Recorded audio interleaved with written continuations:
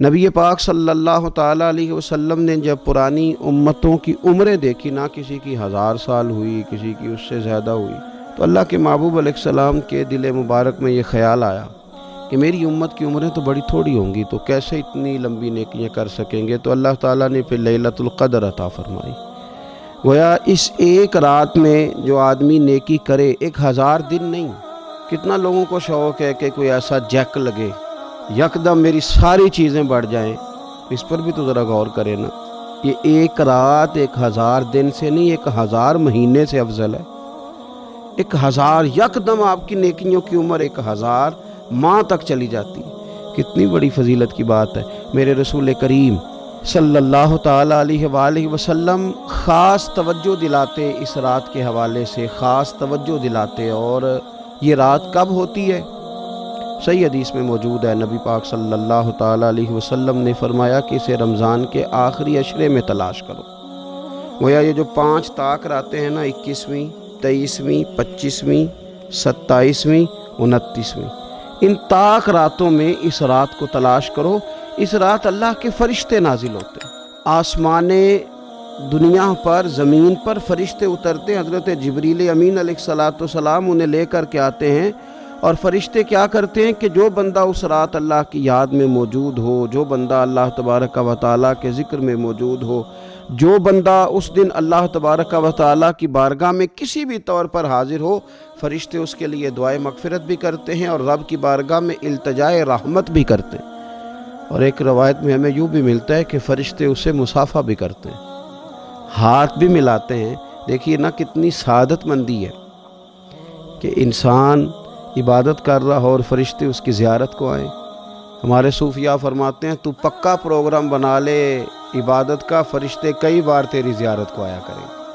اور پھر ایک اور بات یہاں بڑی قابل توجہ ہے کہ انسان جب محسوس کرتا ہے نا مجھے کچھ دیکھ رہا ہے، تو ذرا اس کی عبادت کا انداز بھی تھوڑا تبدیل ہو جاتا ہے۔ تو اگر یہ ذہن ہو ہمارا کہ ہمیں فرشتے دیکھ رہے ہیں اور وہ والی مخلوق دیکھ رہی ہے جو ہماری ڈائری ڈائریکٹ لے جا کے ہمارے رب کی بارگاہ میں پیش کرے، تو پھر کچھ زیادہ ہی توجہ مسلمان کی ہونی چاہیے، زیادہ ہی انہماک ہونا چاہیے، وہ کھو جائے۔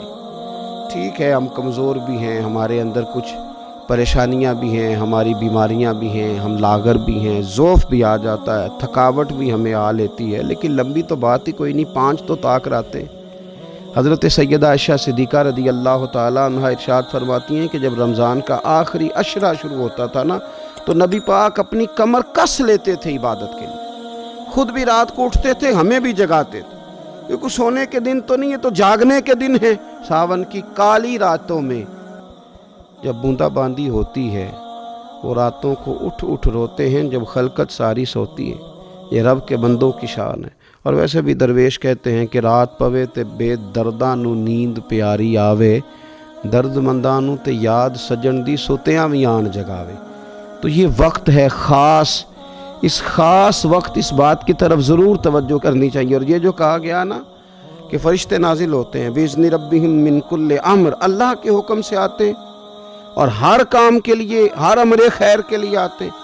اس میں بھی ہمارے مفسرین نے لکھا ہے کہ وہ تمہارے لیے پورے سال کا فیصلہ کریں گے کہ تمہیں کیا دیا جائے گا، تم کیا حاصل کرو گے اللہ تبارک و تعالیٰ کی بارگاہ سے۔ تو اس کا معنی یہ ہوا کہ پھر تو یہ لینے کی رات ہے۔ ایسا نہ ہو کہ فرشتے آئے ہوں رب کی بارگاہ سے یہ پیغام کرم ہو کہ دینا ہے اور لینے والے سو رہے ہوں، وہ آرام میں ہوں۔ تو یاد رکھیں خیرات اسی کے پیالے میں آتی ہے جس کا پیالہ سیدھا ہوتا ہے، اور اگر پیالہ ہی سیدھا نہ ہو تو خیرات پھر پیالے میں نہیں آیا کرتی۔ تو پھر اس کو جو کہا گیا نا کہ یہ سلامتی والی ہے، تو اس میں ایک اور بات بھی ہمارے پھر مفسرین نے لکھی ہے کہ اس رات، شیطان تو ویسے ہی قید ہے، اس رات بندے کا نفس بھی نہیں اسے تنگ کرتا۔ یہ طاق راتیں اتنی حسین ہے کہ تھوڑی سی بندہ ہمت کرے تو اللہ عبادت کے لیے اس کے دل کو قرار عطا کر دیتا ہے، اسے سکون ملتا ہے، طبیعت ٹھنڈی ہو جاتی ہے، اور وہ بڑے ذوق کے ساتھ اللہ کی عبادت کرتے ہیں۔ خوب بیداری کا مظاہرہ کریں طاق راتوں میں۔ نبی رحمت علیہ السلام نے صحابہ کرام علیہم رضوان کے سامنے گزشتہ امتوں کے احوال ذکر فرمائے کہ 1000 سال ان کی عمریں ہوتی تھیں، 1500 سال تک وہ زندہ رہتے تھے۔ تو صحابہ کے دلوں میں تجسس پیدا ہوا کہ اگر عمر 1000 سال ہوگی تو نماز بھی تو 1000 سال ہی پڑھیں گے نا، اگر عمر 1500 سال ہوگی تو روزے، عبادتیں، یہ سارے کام بھی تو بڑے زیادہ کرتے ہوں گے۔ تو یہ شوق جب پیدا ہوا تو اللہ کریم نے فرمایا کہ محبوب میں ایک رات دیتا ہوں، لیلۃ القدر خیر من الف شہر، جو رات ایک ہوگی پر 1000 مہینے سے بہتر ہوگی، 1000 مہینے سے۔ یہ رات اگر کسی کو میسر آ جاتی ہے اور پھر وہ صدق دل کے ساتھ، یعنی توجہ کے ساتھ، انہماک کے ساتھ، احتساب کی نیت سے، گناہوں کی معافی کی نیت سے اگر وہ اس رات کا قیام کرتا ہے، عبادت کرتا ہے، ذکر کرتا ہے، دعا کرتا ہے، تو محبوب کریم علیہ السلام نے وعدہ فرمایا ہے کہ اللہ اس کے پچھلے سارے گناہوں کو معاف فرما دے گا۔ دین، شریعت، قرآن، اسلام یہ بحث کرنے نہیں آیا دنیا میں۔ علماء جو بحث کرتے ہیں وہ توضیحات کے لیے، تشریحات کے لیے، تفاسیر کے لیے، وہ ان کا مقام ہے، لیکن ہم جو عوام بحث کرتے ہیں تو سمجھ لیں کہ دین بحث کرنے کے لیے نہیں آیا، دین تو عمل کرنے کے لیے آیا، اس پر عمل کیا جائے گا، عمل کی کوشش کی جائے گی۔ اور قرآن مجید نے کہا من عمل صالحا من ذکر او انثی، جو کوئی بھی اچھے عمل کرے چاہے وہ مرد ہو یا عورت ہو، وَهُوَ مُؤْمِنٌ، شرط یہ ہے کہ وہ مومن ہو، فَلَنُحْيِيَنَّهُ حَيَاتًا طَيِّبَةً، فرمایا ضرور ہم اسے پاکیزہ زندگی عطا فرما دیں گے۔ جو عمل والے لوگ ہوتے ہیں انہیں اللہ کون سی زندگی دیتا ہے؟ حیات طیبہ، پاکیزہ زندگی۔ اللہ پاک، صاف ستھری، غلاظتوں سے پاک زندگی دیتا ہے جو بندہ عمل کرتا ہے۔ توبہ کا مطلب یہ ہوتا ہے کہ میں پچھلے گناہ پہ شرمندہ ہوں اور آئندہ نہ کرنے کا پکا وعدہ کرتا ہوں۔ انسان ہے، وعدے کے باوجود بھی کہیں غلطی کر لیتا ہے تو اللہ معاف کرنے والا ہے، لیکن وہ ساری رات روتا رہا، ہر مسجد سے چیخنے کی آواز آئی، اس نے ساری رات مسجد میں رو کے گزاری، لیکن جھوٹ چھوڑنے کا اس کا ارادہ ہی کوئی نہیں۔ وہ تو کہہ رہا ہے 3 دن کا رمضان رہ گیا ہے، پھر میں نے دیکھ نہیں لینا تمہیں۔ فساد چھوڑنے کا اس کا پروگرام ہی کوئی نہیں۔ وہ تو میاں طے شدہ بات ہے کہ سویرے وہ دکان پہ جائے گا اور صبح جو بیسن بیچے گا نا سموسے اور پکوڑے کے لیے، اس میں بھی ملاوٹ کرنے کا ارادہ رکھتا ہے۔ تو یہ ساری رات توبہ توبہ کہنے کا کیا مطلب ہوا؟ کھل کے ساری رات اس نے توبہ توبہ کی۔ حضرت عمر فاروق رضی اللہ تعالیٰ عنہ کے بارے میں امام ابن جوزی نے لکھا ہے کہ رات کو نا گھر کے اندر بیٹھے بیٹھے اچانک رو پڑے حضرت عمر۔ 62 سال عمر ہے، خلافت کے آخری ایام چل رہے ہیں، تو رو پڑے ایسے ہی گھر میں بلا وجہ ہی۔ آپ کی اہلیہ نے، زوجہ نے بیٹے کو اٹھایا، فرمایا پتہ کرو تمہارے باپ کو کیا مسئلہ ہے، کہیں کوئی تکلیف تو نہیں، درد تو نہیں، صاحبزادے آئے؟ ابا جی کیا بات ہے؟ فرمایا اماں کو بلاؤ۔ سب لوگ جمع ہو گئے تو جناب عمر فاروق رضی اللہ تعالیٰ عنہ فرمانے لگے کہ بیٹھو میرے ارد گرد۔ سب بیٹھ گئے تو فرمانے لگے آج جب میں مسجد سے نکلا تھا تو میرے نبی پاک کے سچے صحابہ، سچے رسول کے سچے صحابہ، حضور کے سچے غلام یہ کہہ رہے تھے کہ عمر بڑا ہی اچھا ہے، عدل والا ہے، انصاف والا ہے۔ تو ابا جی اس میں رونے والی کیا بات ہے؟ تو فرمانے لگے ڈر یہ لگتا ہے کہ باہر تو میں اچھا تھا، کہیں گھر میں تو نہیں کوتاہیاں کرتا رہا۔ میری بات پہ توجہ کرنا، کہیں گھر میں آپ باتیں سن لیں تو شاید جتنی میں کرتا ہوں دوسرا کر ہی کوئی نہ سکے، لیکن جب عمل کے راستے پہ ہم نکلتے ہیں تو وہ مسدود ہے، وہ بند ہے۔ عمل کس نے کرنا ہے؟ آپ کوئی آیت پڑھیں تو یہاں غلطی نکالنے والے 20 لوگ مل جائیں گے، 20 لوگ، لیکن اس آیت پہ عمل کرنے والے کتنے ملیں گے؟ تو حضرت عمر فاروق رو رہے تھے، کہنے لگے کہیں تمہارے حقوق تو نہیں پامال کرتا رہا۔ تو آپ کی اہلیہ نے جب سنا تو وہ کہنے لگی عمر مجھے تو بڑا پرانا شکوہ ہے، آپ کا جاہ و جلال اتنا تھا میں بات نہیں کر سکی۔ عمر تم نے سارا دن مسجد میں گزار دیا اور ساری رات نقاب اوڑھ کے مدینے کی گلیوں میں گزار دی، میں تو زندگی کی کوئی خوشی دیکھ ہی نہیں سکی۔ چاہ تو میرے اندر بھی تھے نا کہ میرا شوہر کچھ گھڑیاں بیٹھتا، کہیں مجھے لے کے جاتا، تو میں تو کچھ نہیں دیکھا، مجھے بڑا شکوہ ہے۔ تو حضرت عمر کہنے لگے چل اللہ کی رضا کے لیے معاف کر دے۔ بھئی معافی بیوی سے نہیں مانگی جا رہی، معافی اپنی غلطی کی مانگی جا رہی، یہ سمجھ لیں۔ بیوی کے لیے تو خاوند کا بہت بڑا مقام ہے نا، لیکن یہاں غلطی کس بات کی ہے؟ اپنی کمزوری پر غلطی کا اعتراف کر کے معذرت کا سوال کیا جا رہا ہے. تو حضرت عمر کہنے لگے معاف کر دے. تو اہلیہ کہنے لگی میں نہیں معاف کرتی, میری شرط پوری کریں. فرمایا وہ کیا؟ فرمانے لگی قیامت میں جب اللہ آپ کے لیے جنت کا حکم دے گا تو آپ میری سفارش کریں گے اللہ کی بارگاہ میں؟ سفارش کریں گے کہ یا اللہ مجھے کپڑے دھو کے دیتی تھی, میری عزت کی حفاظت کرتی تھی, میرے بستر کو پاک رکھتی تھی, کہیں گے؟ تو حضرت عمر فرمانے لگے تیرے ساتھ وعدہ رہا, رب نے اگر عمر کو اپنے فضل, اپنے کرم اور اپنے محبوب کے صدقے جنت دی تو عمر تیرے بغیر جنت میں نہیں جائے گا. عمل کا رستہ, عمل کا رستہ. دیکھیں نا, 2 دفعہ استاد بات کرتا ہے, 2 دفعہ, اور کوئی زیادہ, ایک تو ہے نا کہ ایم اے اور جناب ایم ایڈ اور ایم فل اور پھر پی ایچ ڈی قسم کا استاد. ایک وہ جو matric P T C teacher ہے نا, وہ 2 دفعہ اسٹوڈنٹ کو کام کہے تو تیسری دفعہ وہ ناراض ہو جاتا ہے, کہتا ہے میں 2 دفعہ کہا ہے. بچے کو آپ 2 دفعہ کہتے ہیں اور اگر تیسری دفعہ کہنا پڑے تو غصہ آتا ہے نہیں آتا؟ بھئی تو نے اتنی دفعہ کہا ہے, تو سمجھ نہیں رہا بات کو. اور اگر اللہ کریم قرآن مجید میں سینکڑوں دفعہ کہے نماز پڑھو, سینکڑوں دفعہ, اور یہ بہانے کر رہا ہے, یہ بھی پروگرام بنا رہا ہے, پھر کہتا ہے میں بے چین رہتا ہوں, میں بے قرار رہتا ہوں. عمل کا رستہ اس کو اختیار کریں, آپ سکون میں رہیں گے. بد عمل آدمی اور بے عمل آدمی یہ ہمیشہ پریشان رہتے ہیں, ہمیشہ. عمل کریں, توبہ کریں تو پھر بدل جائیں, پھر تبدیلی آئے. اور یہ کوئی مشکل کام نہیں, جو بدلنے والے تھے وہ بدل گئے.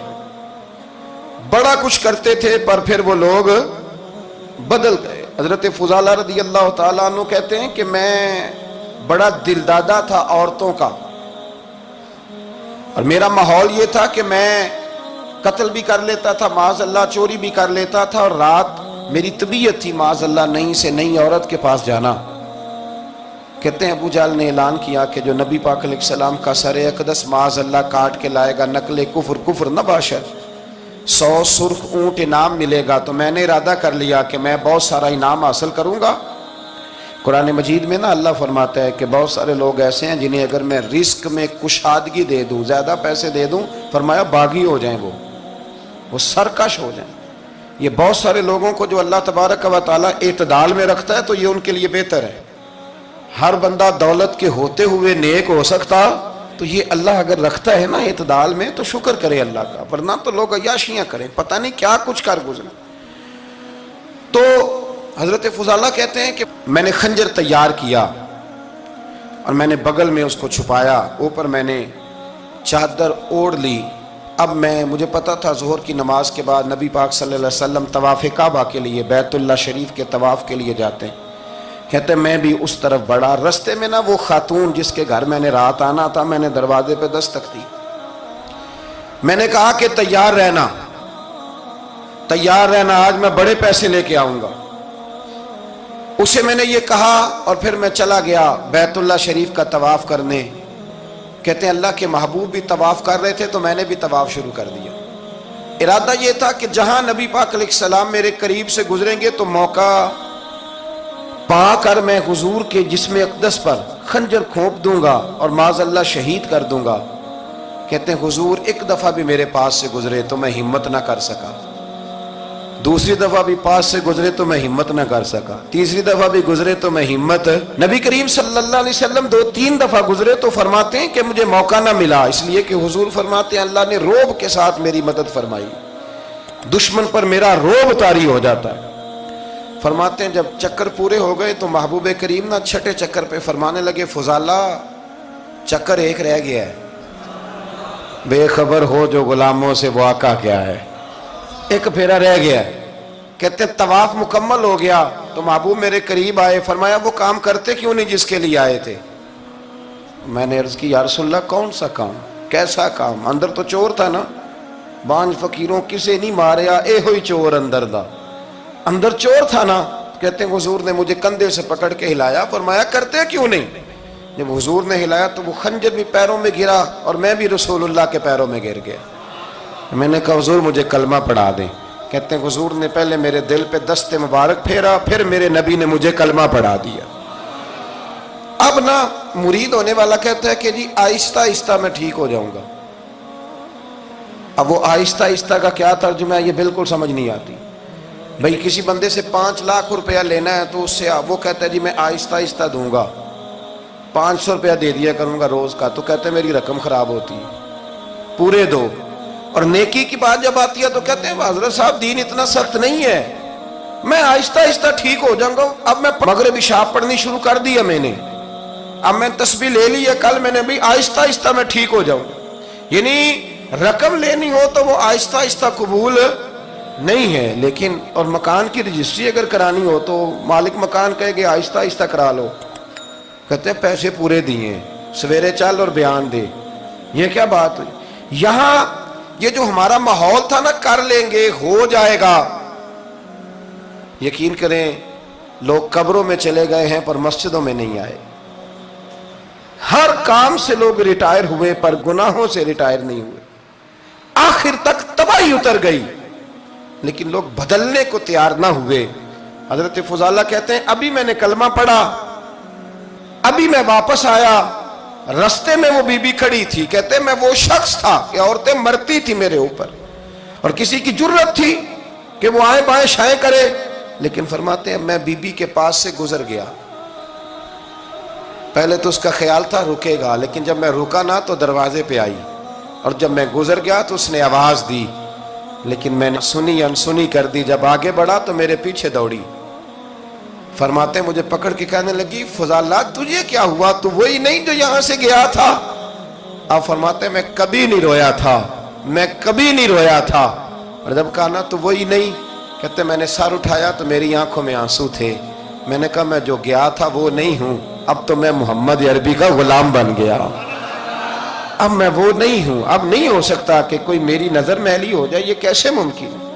اب نا اسلام کی تعریف ہم نے یہ کی ہے کہ خبردار کوئی ہمارے قریب نہ آئے, ہم کسی کو بات نہیں کرنے دیتے کہ ہم مسلمان ہیں, ہم بات نہیں کرنے دیتے. پتہ کیا بات ہے, ایک میری یہ تقریر ہوتی ہے ممبر پہ, اور ایک میرا عمل ہوتا ہے جب میں سفر کرتا ہوں, جب میں گاڑی میں بیٹھتا ہوں, جب میں دوستوں سے ملتا ہوں.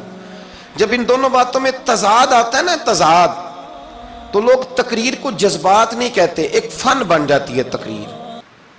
آپ کو پتہ ہے نا وائزین نعت خاں کہتے ہیں میں نے محفل لوٹ لی, پھر لوگ شمار کرتے ہیں کتنے لوگوں نے سبحان اللہ کہی, پھر لوگ شمار کرتے ہیں کہ آج 5 بندے روئے بھی تھے جب میں تقریر کر رہا تھا.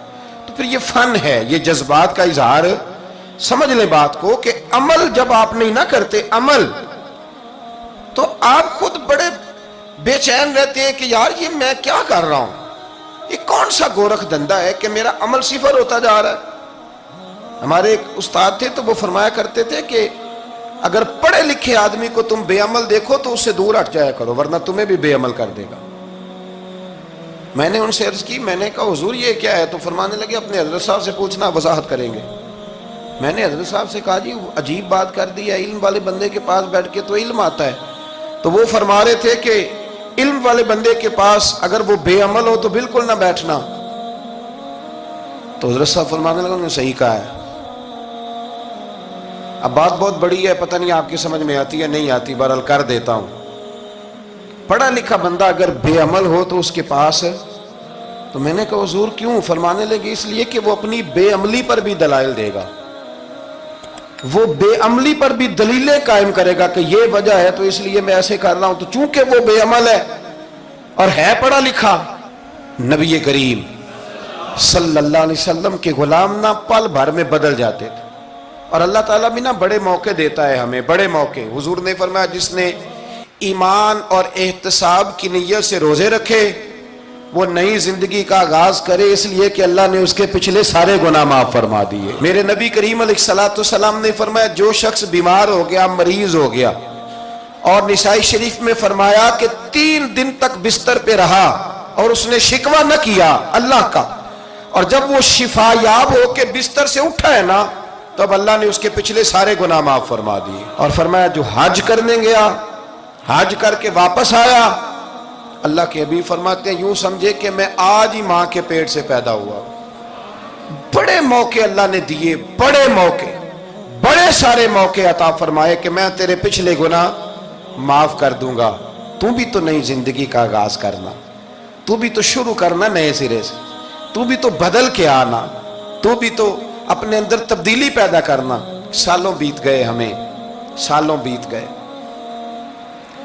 तकरीर करते, तकरीर सुनते, कुरान सुनते, पूरा पूरा कुरान सुनते, तर्जमा और तफसीर लोगों ने पढ़ पढ़ के बड़ा बड़ा जगहों पे लोग दलाइल देते, बात करते। कब वो वक्त आएगा जब हम अमल करेंगे?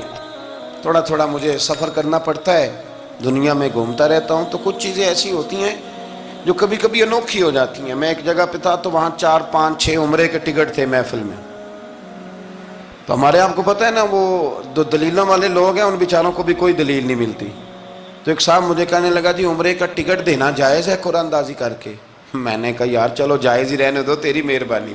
क्या अब इस पर भी एतराज़ आ गया है? मैंने कहा 100% जायज़ है, कोई इसमें कोई ऐसी बात नहीं है। लेकिन अंदाजी तो शुरू हो गई जो हदीस में नहीं आई, उम्रे के टिकट वाली है जायज़, पर नबी पाक ने जिस कुरानदाजी का कहा था वो कब होगी? हुजूर ने फरमाया तुम्हें पहली सफ के सवाब का पता चल जाए तुम कुरानदाजी करो। वो किस दिन करनी है, किस मस्जिद में होती है? हजरत अब्दुल्लाह इब्न मसूद फरमाते हैं तुम्हें पता चले अजान का सवाब कितना, तुम कुरानदाजी करो। कब करनी है? कौन पढ़ेगा अजान? कौन ये आगे बढ़ के काम करेगा? भाई जो कुरानदाजी हदीस में है वो कब होगी? ये तो कुरानदाजी शुरू हो गई और हो रही है। अब तो लोग जहेज देने लगे हैं कुरानदाजी करके, ये माहौल बन गया। दीन अमल करने के लिए आया है। जो हुक्म मेरे नबी पाक के गुलामों को मिला उन्होंने अमल करके दिखाया, उन्होंने अमल करके दिखाया। वो अमल के मैदान के लोग थे। हजरत अबू बकर सिद्दीक से ज्यादा रिवायात मरवी नहीं है, अगर ढूंढने निकलोगे तो ज्यादा कौल नहीं मिलेंगे उनके। हजरत उमर फारूक के ज्यादा अकवाल, ज्यादा इरशादात आपको नहीं मिलेंगे। हजरत सैयदना उस्मान गनी की ज्यादा बातें आपको नहीं मिलेंगी। उनका अमल मिलेगा, उनका किरदार मिलेगा, उनका लबो लहजा मिलेगा, जिंदगी गुजारने में क्या तरीका इख्तियार किया वो आपको मिलेगा। अब तो वो लोग रुखसत हो गए जिनके अमल से लोग जिंदगी पकड़ते थे, अमल से, किरदार से। तो अमल का रास्ता कब इख्तियार करेंगे, आगे कब बढ़ेंगे? मेरे रसूल करीम सल्लल्लाहु ताला अलैहि वसल्लम के गुलाम अमल करते थे, और जब अमल करते थे फिर उसका रिजल्ट आता था। याद रखना, रिजल्ट नियतों का आता है, इरादों का आता है, अमल का आता है।